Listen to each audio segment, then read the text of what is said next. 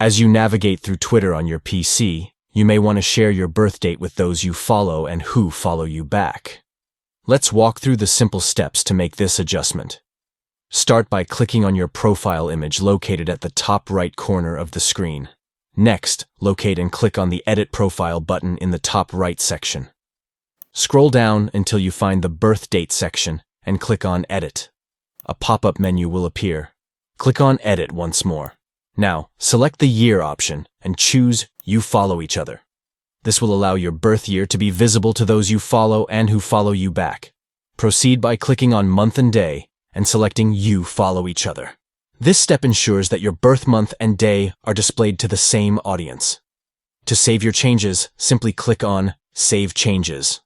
By following these steps, you can control who sees your birth date information on Twitter, maintaining a balance between privacy and sharing with your mutual connections.